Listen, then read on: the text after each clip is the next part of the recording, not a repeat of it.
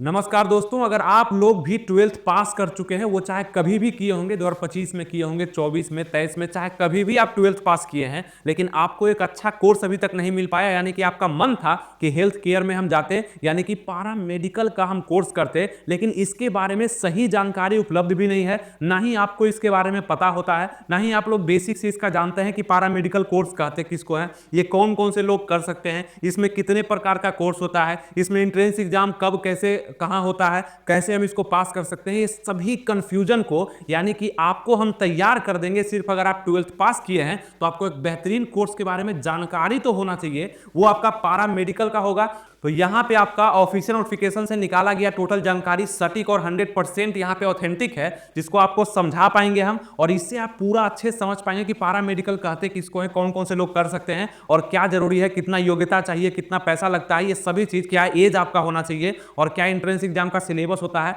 मतलब ए to Z चीज आपको समझाने वाले हैं। और इतना ही नहीं दोस्तों, अब हमारा प्लेलिस्ट भी तैयार होगा, मतलब आनंद स्टडी ऑनलाइन चैनल को जो आप देख रहे हैं, इसमें एक स्पेशल प्लेलिस्ट बनने वाला है जो कि पारा मेडिकल पर होगा। उस पर स्टेप बाय स्टेप सभी जानकारी को आपको हम देंगे, जिससे आप इजीली इस कोर्स को तो कर ही पाएंगे, इतना आपको जानकारी हम दे देंगे कि इस कोर्स के बारे में किसी और को भी आप जानकारी दे सकते हैं, और इस कोर्स को आप अच्छे से करके अपना बेहतर भविष्य हेल्थ केयर में, यानी कि बहुत तरह का कोर्स इसमें होता है। जैसे कि आप सिंपल समझिए कि एक डॉक्टर होता है, तो डॉक्टर का पढ़ाई बहुत बड़ा स्तर पे होता है, उसमें करोड़ों खर्च आता है, लेकिन डॉक्टर के बाद भी तो कई सारे स्टाफ होते हैं जो कि डॉक्टर के अपने केबिन में, वो चाहे पीएमसीएच हो, चाहे एनएमसीएच हो, चाहे जहां भी प्राइवेट डॉक्टर भी है उनके पास बैठते हैं, तो वो सब जो स्टाफ होते हैं वो सभी पारा मेडिकल से ही निकले हुए होते हैं। मतलब इस कोर्स को करने के बाद इसमें 11 प्रकार का कोर्स होता है जो कि अलग अलग होता है। इंटरमीडिएट पर हम बता रहे हैं, मतलब इंटर के बाद जो होता है, ऐसे 10th पर भी होता है पारा मेडिकल, लेकिन अभी के इस वीडियो में इंटरमीडिएट का आपको हम पूरा जानकारी देने वाले हैं कि 12th पर कौन सा होता है, ठीक है, कोर्स कौन कौन सा होता है। तो आप उसमें काम करके बहुत कम खर्च में आप वहां पे हेल्थ केयर डिपार्टमेंट में, यानी कहीं भी हॉस्पिटल में, कहीं भी आपका पीएमसीएच हो गया, एनएमसीएच हो गया, है ना, उसमें एएनएम के द्वारा होता है, जीएनएम के द्वारा होता है, वो सब चीज क्या कैसे होता है, ये सभी चीज आपको हम बता देंगे। तो स्टेप बाय स्टेप आपका सब वीडियो आएगा। ये पहला वीडियो है आपका, आप देख भी सकते हैं, और इस वीडियो के बाद दूसरा वीडियो आएगा, वो भी इंफॉर्मेटिव होगा, सब जानकारी आपको आराम से देंगे, तो समझते आपको चलना है। अब यहाँ पे जो पारा मेडिकल का जानकारी आपको अभी मिलने वाला है दोस्तों, वो इंटरमीडिएट स्तरीय, यानी कि आप इंटर पास कर चुके हैं, उसके बाद कैसे आप कोर्स को कर सकते हैं वो। तो सबसे पहले आप ध्यान रखिएगा कि आपका जो बोर्ड होगा, यानी कि आप पारा मेडिकल करने का सोच रहे हैं ना, तो आपको इस बोर्ड से मतलब होगा हमेशा के लिए, यानी कि BCECE। आप पूछेंगे ये बोर्ड क्या है, तो BCECE बोर्ड पटना है, जिसका full form Bihar combined entrance competitive examination board होता है, ठीक है, BCECE, है ना, ये होता है आपका Bihar combined entrance competitive examination. उसके बाद आपका कोर्स कौन सा होगा, तो आपका जितना भी प्रकार का कोर्स होता है, जैसे कि आपको बता दें कि 11 प्रकार का अलग अलग कोर्स होगा, वो कोर्स आपका DCECE होता है। अब ये क्या होता है, तो डिप्लोमा सर्टिफिकेट, कंबाइंड नहीं सर्टिफिकेट, कहीं कहीं कंबाइंड भी लिखा होता है, लेकिन diploma certificate entrance competitive exam इसका फुल फॉर्म होता है। तो ये आपको बस जानकारी के लिए जरूरी है, मतलब उतना इस पर याद नहीं इसको करना है कि याद रखिएगा बोर्ड मेरा ये है और कोर्स मेरा ये होगा, ठीक है, इसी के तहत आप कोर्स को कर पाएंगे और सारा जानकारी आप ले पाएंगे, ठीक है। अब इसका ऑफिशियल वेबसाइट का हम जानकारी, मतलब ऑफिशियल वेबसाइट कौन सा होगा, तो BCECE.board.bihar.gov.in, इसी पर सभी तरह का जानकारी आपको मिलेगा, यानी कि आसानी से आपको हम बता दें कि सबसे पहले आपको हम समझा देंगे अभी कि कौन कौन से लोग पैरामेडिकल कर सकते हैं और अपना क्षेत्र जो है वो हेल्थ केयर में चुन सकते हैं, ये तो अभी समझा देंगे। इसके बाद होता क्या है कि फॉर्म आपका आता है एंट्रेंस एग्जाम का, ठीक है, उस फॉर्म को भरेंगे, जो लोग एलिजिबल होंगे उस फॉर्म को भरेंगे। उसके बाद आपका कोर्स का चयन होता है, आप किस कोर्स के तहत जाना चाहते हैं, वो जितना नंबर आप एंट्रेंस एग्जाम में लाएंगे उसी प्रकार से आपका जो है अलग अलग कॉलेज डिसाइड होगा, प्राइवेट या सरकारी, है ना, उसके अनुसार से पैसा लगता है। सिंपल अगर आप नहीं समझते हैं तो आप डीएलएड बीएड को जानते होंगे ना, डीएलएड बीएड जो होता है उसमें जिसे प्रक्रिया होता है, एंट्रेंस एग्जाम के बाद सरकारी प्राइवेट कॉलेज मिलता है नंबर के बेसिस पे, उसी प्रकार से यहाँ, लेकिन डीएलएड बीएड क्या है, तो वहां से आपका जो भविष्य तय होता है वो टीचर के लिए होता है ना, डीएलएड और बीएड करने वाले लोग टीचर बनते हैं। तो पारा मेडिकल करने वाले लोग डॉक्टरी के क्षेत्र में जाते हैं, जैसे नर्स हो गया, बहुत सारा एक्सरे मशीन का देखरेख करता हो गया, है ना, डॉक्टर में स्टाफ हो गया, दवाई बेचना हो गया, सुइया देना हो गया, इस तरह का काम आप कर सकते हैं। सरकारी में भी कर सकते हैं या प्राइवेट अपना दुकान चला करके भी आप कर सकते हैं। तो ये जानकारी सब कोई नहीं जानता है, और नहीं जानने के कारण इस कोर्स को बहुत कम लोग कर पाते हैं और फायदा उठा पाते हैं।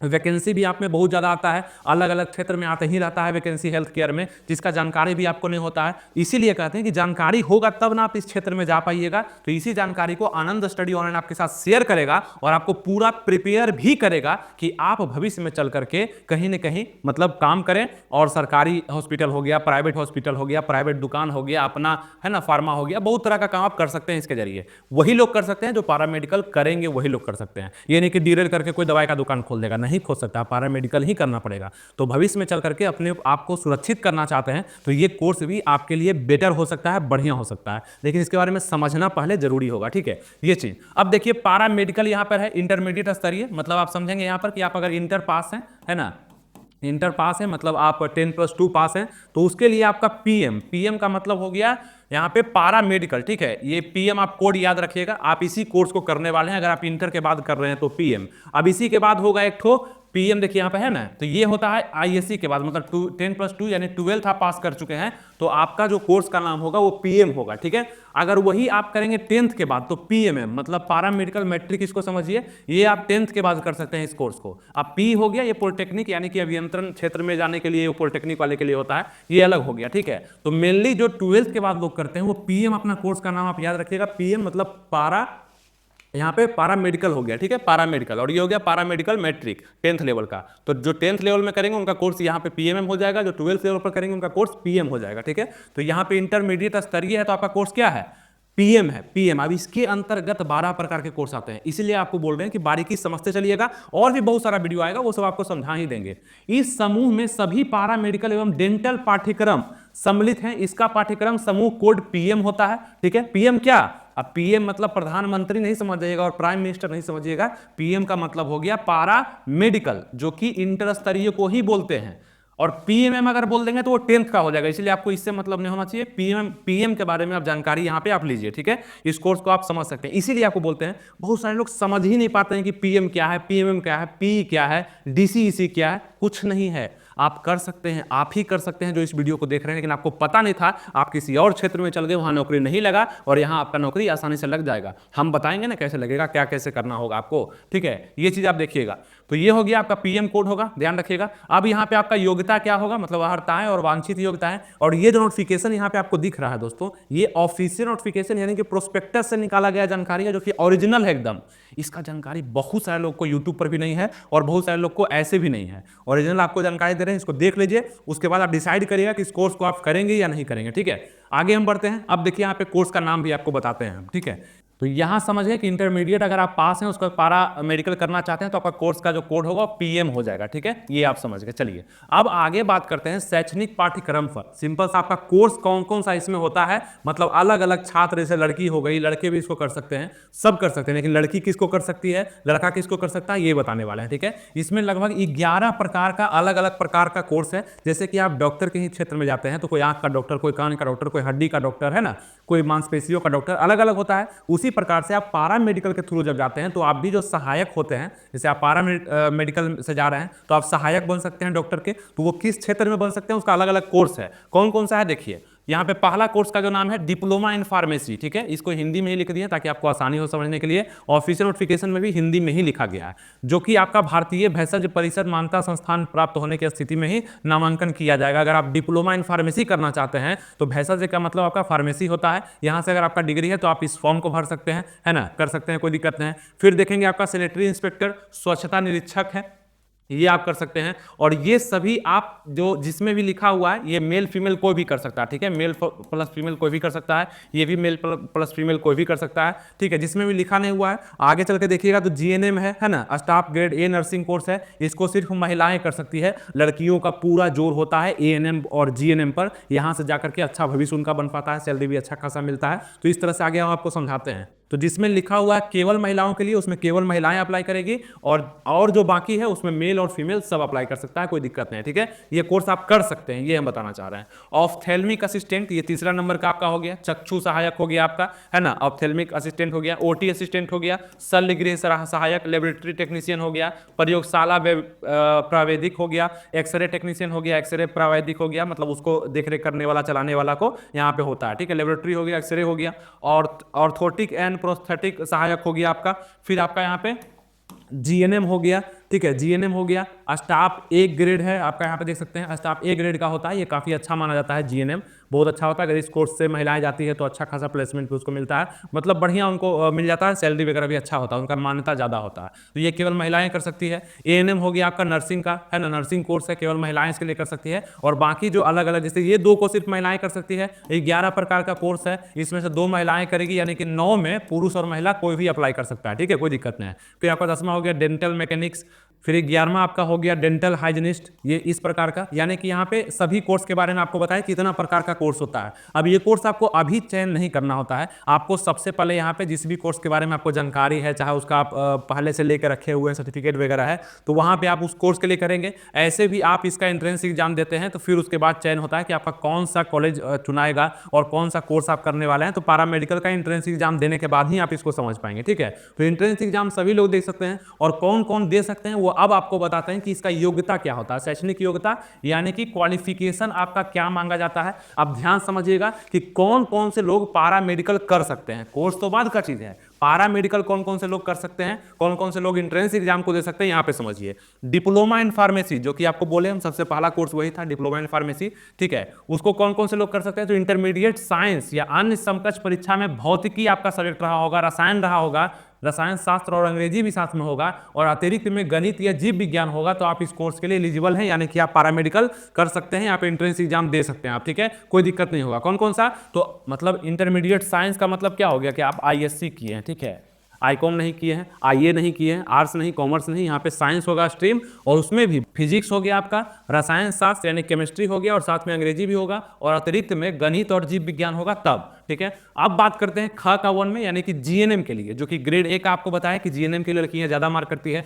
ठीक है। ग्रेड ए का जनरल नर्सिंग एंड मिडवाइफरी इसको बोला जाता है, ठीक है। जीएनएम को जनरल नर्सिंग एंड मिडवाइफरी उसका फुल फॉर्म होता है, जो कोर्स केवल महिलाओं को उपलब्ध होगा, और इनके लिए 10+2 यानी 12th विज्ञान से आपको भी पास होना पड़ेगा, यानी कि आप भी आईएससी किए होने चाहिए जितनी भी लड़कियां हैं, और आपका आईएससी में जो सब्जेक्ट होना चाहिए वो आपका भौतिक विज्ञान यानी कि फिजिक्स हो गया, रसायन विज्ञान आपका केमिस्ट्री हो गया, और जीव विज्ञान यानी कि इसको शॉर्टकट में बोल लें तो आपका पीसीबी यानी कि फिजिक्स केमिस्ट्री और बायोलॉजी आपका सब्जेक्ट होगा, तब आप इसके लिए कर सकते हैं। और इसमें कम से कम 40% आपका मार्क्स आया होगा तब, और एवं अंग्रेजी विषय के साथ उत्तीर्ण हो, अंग्रेजी का कोई जरूरी नहीं, उन सब में 40% मार्क्स आपका आया होगा, और साथ में अंग्रेजी में कितना भी आया होगा तो आप उसको कर सकते हैं, यानी कि आप जीएनएम का कोर्स के लिए एलिजिबल हैं। आप एंट्रेंस एग्जाम देंगे तो फिर आपका कोर्स मिल जाएगा और आपको कॉलेज भी दिया जाएगा, ठीक है। फिर यहाँ पे देखेंगे अनुसूचित जाति और अनुसूचित जनजाति यानी कि एससी एसटी के लिए यहाँ पे न्यूनतम प्राप्तांक यहाँ पे 5% की छूट, यानी कि जो 40% है ये 35% में भी आपका हो जाता है, और बाकी जो बच गए एससी एसटी के अलावा उनको 40% कम से कम इसमें लाना होगा। तो आप खुद भी एक बार चुनिएगा, ऐसे मेरा जो प्लेलिस्ट आएगा वो हर एक कोर्स पर अलग अलग आएगा, इसीलिए आपको बोल रहे हैं कि आपको जानकारी अभी जो दे रहे हैं ये बस समझिए, देखिए, इस पर प्लेलिस्ट बनेगा, अलग अलग वीडियो जो आएगा अलग अलग कोर्स के बारे में लाएंगे कि क्या कैसे कौन कौन से लोग करेंगे, है ना, कौन सा कोर्स ज़्यादा बेस्ट है, किस कोर्स को करने से क्या फायदा मिलेगा आपको, कितना जल्दी आपको नौकरी लगेगा, कौन सा कोर्स के लिए क्या योग्यता चाहिए, कितना % मार्क्स चाहिए, ये सभी चीज़ बताएंगे। अभी आपको हम जानकारी दे रहे हैं जो कि आप समझ जाइए, अच्छा रहेगा, ठीक है। फिर देखेंगे जिन अभ्यर्थियों ने 10+2 intermediate vocational nursing course nursing council of India द्वारा मान्यता प्राप्त किसी संस्थान से 40% प्राप्तांक के साथ उत्तीर्ण किया है, वे भी जीएनएम नर्सिंग कोर्स में नामांकन हेतु उम्मीदवारी के योग्य होंगे, यानी कि वो भी नर्सिंग कर सकते हैं। कौन, तो जो कि 10+2 इंटरमीडिएट वोकेशनल नर्सिंग कोर्स किए हैं, कहां से, तो नर्सिंग काउंसिल ऑफ इंडिया द्वारा मान्यता प्राप्त है, वो भी, ये भी कर सकते हैं, ये भी कर सकते हैं, ठीक है, ये भी कहा गया है, बहुत सारे लोग करते हैं, जो किए होंगे वो समझ रहे होंगे, ठीक है, ये हो गया। अब आगे बढ़ते हैं हम एएनएम के बारे में। एएनएम कौन कौन से लोग कर सकते हैं, तो पाठ्यक्रम उत्तीर्ण वैसे अभ्यर्थी जिन्होंने, क्योंकि आपको पता है कि ये भी सिर्फ लड़कियां ही कर सकती है, गर्ल्स के लिए ही होगा, बॉयज नहीं कर सकते हैं, जिन्होंने 10+2 इंटरमीडिएट परीक्षा 40% प्राप्तांक, यहाँ पे कहा गया सिर्फ 10+2 इंटरमीडिएट, ठीक है, 40% प्राप्तांक के साथ उत्तीर्ण कर लिया है, वे भी इस पाठ्यक्रम में नामांकन हेतु उम्मीदवारी के योग्य हो सकते हैं, यानी कि सिर्फ इंटरमीडिएट कहा गया तो कोई भी स्ट्रीम आपका होगा तो चलेगा, ठीक है, जो कहा गया है यहाँ पे इसके अनुसार। अब यहाँ देखिए कि एएनएम नर्सिंग क्या है, तो इस कोर्स को केवल महिलाएं कर सकती है, और वो भी 10+2 में इंटरमीडिएट में, यानी कि आप इंटर जो पास किए वहाँ 40% कम से कम आपका प्राप्तांक होगा टोटल, तो आप साथ में इसमें उत्तीर्ण हैं तो आप इसको कर सकते हैं। और कहा गया कि एएनएम कोर्स के लिए 10+2 इंटरमीडिएट की परीक्षा में अंग्रेजी विषय कम से कम अनिवार्य होना चाहिए, वो आपके साथ होना चाहिए, उसमें भी पास आप होंगे तब आप इस कोर्स को कर सकते हैं, एएनएम नर्सिंग का भी, ठीक है, ये हो गया। अब यहाँ पे देखिएगा कि शेष पाठ्यक्रम यानी कि शेष जो बच गया, अभी तक आपको किसके किसके बारे में बताया, डिप्लोमा इन फार्मेसी के बारे में बताया, एएनएम के बारे में बताया, जीएनएम के बारे में बताया कि कौन कौन से लोग कर सकते हैं, कुछ में महिलाएं सिर्फ कर सकती है वही बता दिए। शेष जो बच गया यानी कि 11 प्रकार का कोर्स है जिसमें से 3 के बारे में आपको बता दिए, बाकी बच गया 8 यहाँ पे, है ना। तो 8 कोर्स में लड़का भी अप्लाई कर सकता है और लड़की भी अप्लाई कर सकती है, कोई भी यहाँ पे उस कोर्स को कर सकता है। इसीलिए कहा गया शेष पाठ्यक्रम जो बच गया, जो आवेदक इंटरमीडिएट 10+2, ठीक है, 10+2 इंटरमीडिएट साइंस या अन्य समकक्ष परीक्षा में भौतिकी, रसायन शास्त्र, जीव विज्ञान एवं अंग्रेजी में उत्तीर्ण हो, यानी कि आपका यहाँ पे फिजिक्स हो गया, है ना, फिर यहाँ पे हो गया फिजिक्स हो गया, यहाँ पे आपका केमिस्ट्री हो गया और उसके बाद आपका अंग्रेजी हो गया यानी कि इंग्लिश हो गया, है ना, इसमें उत्तीर्ण हो वो इस परीक्षा में शामिल हो सकते हैं। यानी कि आप शेष किसी भी कोर्स के लिए आप अगर 10+2 साइंस से पास हैं यानी कि आईएससी आप भी किए हुए हैं, तो आप अगर फिजिक्स, केमिस्ट्री और इंग्लिश भी आपका सब्जेक्ट रहा है ना, तो आप इस कोर्स को कर सकते हैं। बाकी कोई भी शेष कोर्स जो बच गया उसको कर सकते हैं, जैसे कि ऑप्थेल्मिक सहायक पाठ्यक्रम के लिए इंटरमीडिएट विज्ञान अथवा समकक्ष में, अथवा समकक्ष का मतलब होता है कि इंटरमीडिएट आप किए या समकक्ष किसी भी डिग्री आपके पास है जो कि साइंस से संबंधित है, तो भौतिक विज्ञान, रसायन शास्त्र, जीव विज्ञान, मतलब कि आपका यहाँ पे हो गया पीसीबी, फिजिक्स, केमिस्ट्री, बायोलॉजी और अंग्रेजी विषय भी साथ में उत्तीर्ण है, तो आप इस कोर्स को कर सकते हैं, कोई दिक्कत आपको नहीं होगा। किसके लिए? ऑप्थेल्मिक सहायक, जो कि आपका बताया कि एक प्रकार का कोर्स है, इसके लिए आप यहाँ पे आराम से कर सकते हैं, ठीक है। अब आप पूछेंगे कि यहाँ पे डेंटल मैकेनिक्स भी एक प्रकार का कोर्स था एवं डेंटल हाइजीनिस्ट भी एक प्रकार का कोर्स था, इस कोर्स में नामांकन कैसे होगा? तो न्यूनतम शैक्षणिक योग्यता के लिए अंतर्गत भौतिक विज्ञान यानी कि आपका यहाँ पे फिजिक्स हो गया, है ना, फिजिक्स हो गया, रसायन विज्ञान यानी कि आपका केमिस्ट्री हो गया, आपका जीव विज्ञान यानी कि आपका बायोलॉजी हो गया, ये 3 के साथ अंग्रेजी विषय के साथ आप 10+2 इंटरमीडिएट अगर उत्तीर्ण है साइंस का यानी कि आप आईएससी किए हुए हैं, तो आप यहाँ पे कौन सा कोर्स कर सकते हैं? तो डेंटल मैकेनिक्स का और डेंटल हाइजीनिस्ट का कोर्स आप कर सकते हैं। तो समझते चल रहे हैं, सबका बारीकी से आपको हम बता रहे हैं। अब यहाँ पे क्या कहा गया कि जो भी लोग अपेयरिंग में हैं, देखिए साफ साफ है, जो आवेदक वर्ष 2025 की 10+2 इंटरमीडिएट यानी कि इंटर का एग्जाम दिए या समकक्ष परीक्षा में सम्मिलित हुए हैं, इस प्रतियोगिता परीक्षा के लिए पात्रता प्राप्त हैं, किंतु इस प्रतियोगिता परीक्षा के आधार पर मेधा सूची प्रकाशन तक उनका उत्तीर्ण होना आवश्यक है। यानी कि जितने भी कैंडिडेट 2025 में इंटर किए हैं, तो आप अपेयरिंग में हैं, ठीक है, अपेयरिंग में है, आप भी इस फॉर्म को भर सकते हैं। लेकिन जिस समय कोर्स में आपका एडमिशन होगा, कॉलेज में एडमिशन होगा, उस समय तक आपका मार्कशीट कम से कम आ जाना चाहिए, है ना, आप वहां पे जमा कर सकते हैं। तो इस कोर्स को आप कर सकते हैं, यानी कि एंट्रेंस एग्जाम जो होने वाला है कुछ दिन में, उस फॉर्म को आप भर सकते हैं, अपेयरिंग वाले भी और 12th पास वाले भी। समझ में आ गया? तो ये चीज आपको हम बता दिए। अब आगे बढ़ते हैं, क्या सूचना है यहाँ पे, है ना, कि और क्या यहाँ पे जरूरी बात है वो भी समझ लीजिए आप लोग। आवासीय के बारे में, यानी कि आपका आवासीय कहाँ का होना चाहिए, तो सबसे पहले ये तो नॉर्मल बात है जो कि आप समझ सकते हैं इसको भी, कि आप भारत के निवासी होने चाहिए, है ना, आपका माता पिता यहाँ पे बिहार का मूल निवासी, आपके पास आवासीय वगैरह होगा, और जिस भी कैटेगरी से आप हैं, SC ST हैं, OBC हैं, EWS से हैं, तो आप अपना सर्टिफिकेट जरूर बनवा लीजिएगा, वो आपके लिए फायदेमंद होगा। इससे आप किसी भी फॉर्म को ईजिली भर पाएंगे और आरक्षण का लाभ भी आप उठा सकते हैं, ठीक है। अदर स्टेट वाले भी कर सकते हैं, बिहार में कोई दिक्कत नहीं, मानता आपको मिल ही जाता है हर जगह पे। तो इसको करने के बाद आपको क्या करना होगा कि ये कोर्स तो आपको समझा दिए कि इतना प्रकार का कोर्स होता है, ठीक है, ये सब समझ गए। अब आपका सवाल होगा दोस्तों कि इस कोर्स को करने के लिए क्या उम्र की आवश्यकता होगी, यानी कि क्या उम्र मेरा होना चाहिए तब इस कोर्स के लिए एलिजिबल होंगे, यानी एंट्रेंस एग्जाम पहले देंगे तब ना कोर्स करेंगे। सबसे पहले फॉर्म भरेंगे, फिर एंट्रेंस एग्जाम होगा, फिर रिजल्ट आएगा, फिर कॉलेज मिलेगा, तब आप कोर्स कर पाएंगे। 2 से 3 साल सभी कोर्स को, मतलब एवरेज में अगर लेकर के चलें तो 2 से 3 साल तक आपका लगेगा, जिसमें से आप कोर्स का उपलब्धि कर पाएंगे। उसके बाद जब वैकेंसी निकलेगा तो उसमें आप फॉर्म भर पाएंगे, आपका हेल्थ केयर डिपार्टमेंट से वैकेंसी निकलेगा कहीं भी, तो आप उस फॉर्म को भर पाएंगे। तो उसके लिए आपका इस कोर्स को करने के लिए, एंट्रेंस एग्जाम को देने के लिए क्या उम्र आपका मांगा जाता है? देखिए, पारा मेडिकल इंटरमीडिएट स्तरीय पाठ्यक्रम समूह के लिए आवेदक की आयु 31/12/2025 को न्यूनतम 17 वर्ष कम से कम पूरा हो जाना चाहिए। यानी आपका अगर एज मिनिमम 17 वर्ष हो चुका है, पूरा हो चुका है, कब तक? तो 31/12/2025 तक, तो आप इस फॉर्म को भर सकेंगे। यानी एंट्रेंस फॉर्म जो आएगा, अगर आप किसी भी कोर्स को करना चाहेंगे तो आप कर सकते हैं, एंट्रेंस एग्जाम आप दे सकते हैं, ठीक है, ये चीज कहा गया है। और अधिकतम 32 वर्ष तक आप इसको कर सकते हैं, ये भी कहा गया है। यानी कि 17 वर्ष से लेकर के 32 वर्ष तक की अवस्था तक आप इस कोर्स को, यानी कि एंट्रेंस एग्जाम को आप दे सकते हैं। वो जो निकलेगा उसके बारे में भी जानकारी देंगे, तो आप हमारे चैनल को सब्सक्राइब, लाइक, शेयर वगैरह कर दीजिएगा, ताकि इस पर जो प्लेलिस्ट बने, जो जानकारी आपको हम पहुंचाएं, वो आपके पास सबसे पहले पहुंच पाए। इसको कोई भी स्टूडेंट कर सकता है, लेकिन जानकारी नहीं होने के कारण उसको अभी तक पता नहीं था, लेकिन अब उसको सब समझ में आ जाएगा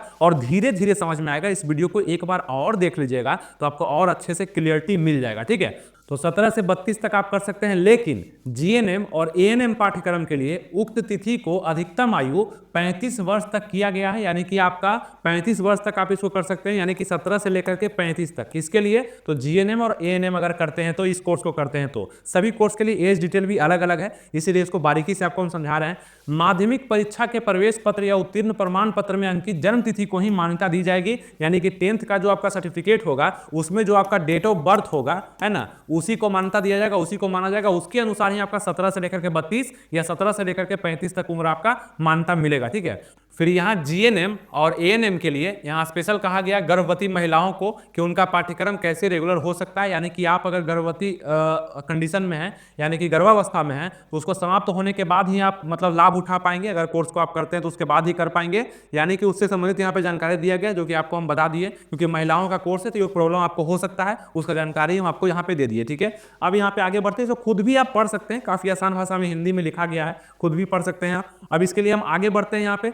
अब ये आपका बहुत इंपॉर्टेंट होने वाला है दोस्तों, इसको समझना बहुत जरूरी है, क्योंकि ये आपका इंट्रेंस एग्जाम का हो जाएगा। ठीक है। इंट्रेंस एग्जाम जो 2025 का होने वाला है, उस पे आपका सिलेबस क्या कहता है, यानी कि इस कोर्स को तो आप करेंगे, ठीक है, कोई दिक्कत नहीं, पैरामेडिकल आप करेंगे। सबसे पहले फॉर्म भरेंगे, इसका फॉर्म आएगा, उसका कितना फी वगैरह लगेगा वो हम सब बताएंगे, आगे बताएंगे, नेक्स्ट वीडियो में बताएंगे। उस फॉर्म को भरेंगे, उस फॉर्म में इसी सिलेबस से आपके क्वेश्चन आएंगे, और इसी सिलेबस में आप अगर अच्छा स्कोर करेंगे तब आपको अच्छा कॉलेज मिलेगा, सरकारी कॉलेज मिलेगा, बढ़िया कॉलेज मिलेगा, जहाँ पे पैसा भी कम लगेगा और आपका डिग्री भी आपको मिल जाएगा। ठीक है। आपका जो भी कोर्स आपको करने का मन होगा आप कर सकते हैं, लेकिन यही सिलेबस तय करेगा कि आप किस कॉलेज में जाने वाले हैं। तो यहाँ स्कोर आपको अच्छा करना जरूरी है, यानी कि आप देखेंगे कि पैरा मेडिकल का एंट्रेंस का सिलेबस यही रहने वाला है, जिसमें आपको 2 घंटा 15 मिनट का समय मिलने वाला है, जिसमें 450 नंबर का आपको क्वेश्चन आएगा, यानी कि एक क्वेश्चन जो आपका होगा वो 5 नंबर का होने वाला है। ठीक है। इसी प्रकार से आपका यहाँ पे टोटल क्वेश्चन 90 हो जाएगा, और ये क्वेश्चन एक क्वेश्चन 5 नंबर का होगा, तो आपका यहाँ पे 450 नंबर का एग्जाम लिया जाएगा। ठीक है।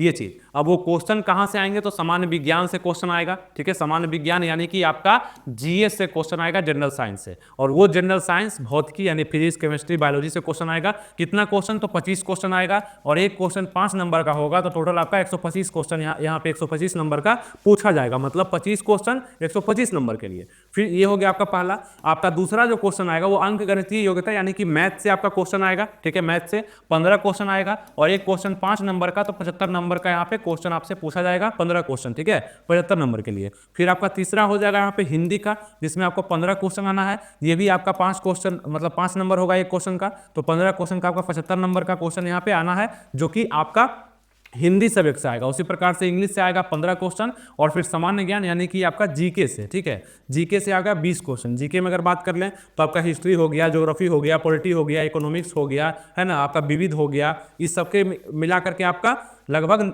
20 क्वेश्चन पूछा जाएगा, जिसमें आपको 100 नंबर मिलने वाला है, क्योंकि एक क्वेश्चन पे 5 नंबर मिलेगा। तो इस प्रकार से आपका ये एंट्रेंस का सिलेबस हो जाएगा। अब आपका सबसे बड़ा सवाल होगा कि इसका हम तैयारी कैसे करेंगे। इसी के लिए आपको सबसे बड़ा खुशखबरी हम बता दें कि आनंद स्टडी ऑनलाइन के द्वारा आपके लिए बैच भी लॉन्च कर दिया गया है दोस्तों, और वो बैच होगा आपका बिहार पारा मेडिकल एंट्रेंस एग्जाम 2025, यानी कि बिहार पारा मेडिकल अगर करने वाले हैं तो इस बैच से जुड़ना बहुत जरूरी है। और इस बैच का जो नाम होगा आपका उम्मीद बैच इसका नाम होने वाला है, जो कि आपका एंट्रेंस एग्जाम होगा एएनएम, जीएनएम, अन्य कोर्स के लिए भी आप देखेंगे यहाँ पे एंट्रेंस एग्जाम आपको देना पड़ेगा। इसके लिए एडमिशन ओपन है, यानी कि हमारे ही मार्गदर्शन में काफी बेहतरीन तरीके से हमारे टीचर्स आपको पढ़ाएंगे और पूरा आपको एंट्रेंस एग्जाम के लिए तैयार कर देंगे, जहां पे आपका सिलेक्शन निश्चित हो जाएगा। अच्छा कॉलेज यानी कि एएनएम, जीएनएम का ज़्यादा डिमांड होता है, वो कॉलेज भी आपको मिल पाएगा, या जिस भी कॉलेज में आप जाना चाहते हो वहाँ पे आप जा सकते हैं। इसके लिए एडमिशन ओपन है, और इंक्वायरी नंबर भी आपके सामने है कि 9942825049 पे आप कॉल करके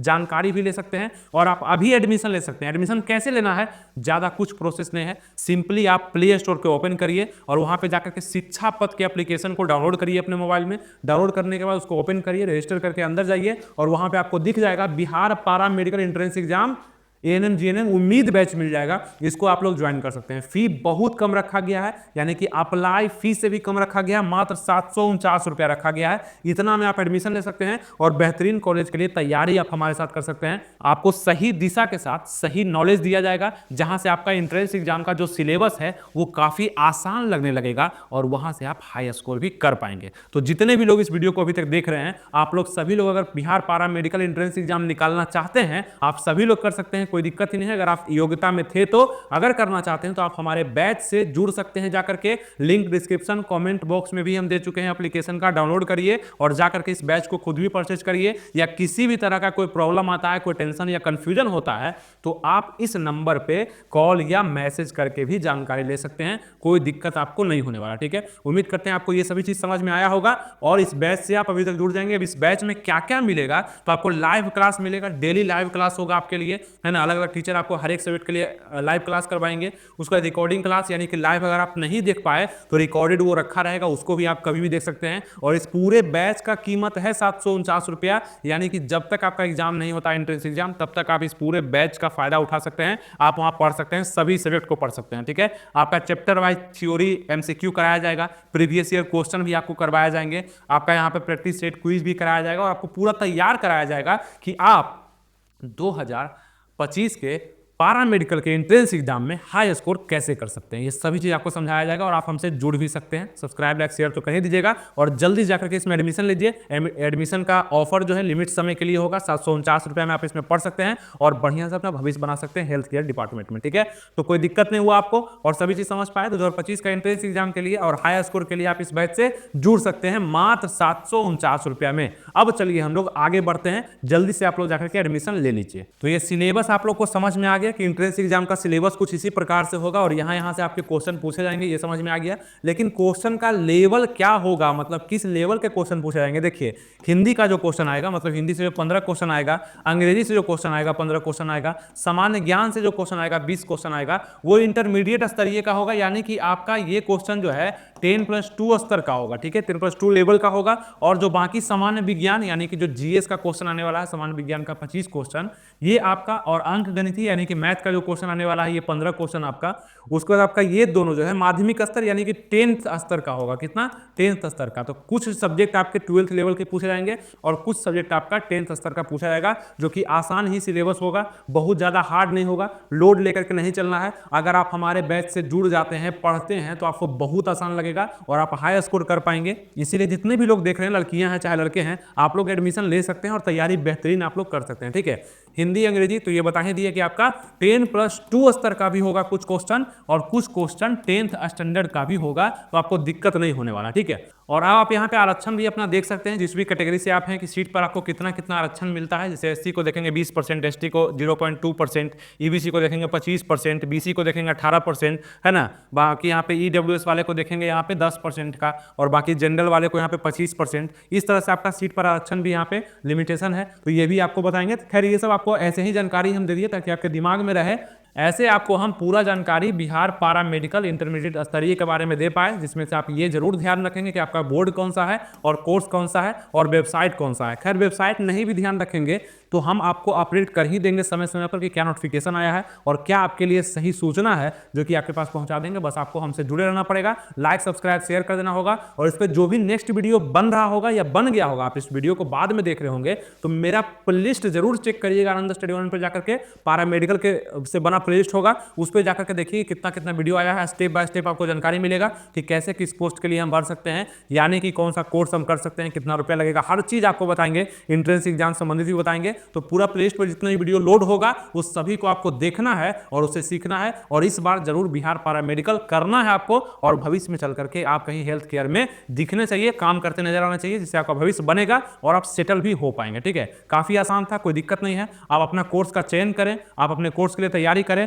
और इस बार जो एंट्रेंस एग्जाम आने वाला है सबका सेम ही होता है। एंट्रेंस एग्जाम सबका बराबर होता है, एक ही होता है। ठीक है, किसी भी कोर्स को आप करेंगे एंट्रेंस एग्जाम सेम होता है, उसी के लिए बैच आ चुका है। अगर करना चाहते हैं उसको ज्वाइन कर लीजिए और कहीं कोई टेंशन आप लोग को नहीं होने वाला है। इस वीडियो को लाइक करके शेयर कर दीजिएगा। मिलेंगे आपसे नेक्स्ट वीडियो में किसी नए जानकारी के साथ। अपना ख्याल रखिएगा, तैयारी बेस्ट करते रहिएगा। थैंक यू, जय हिंद।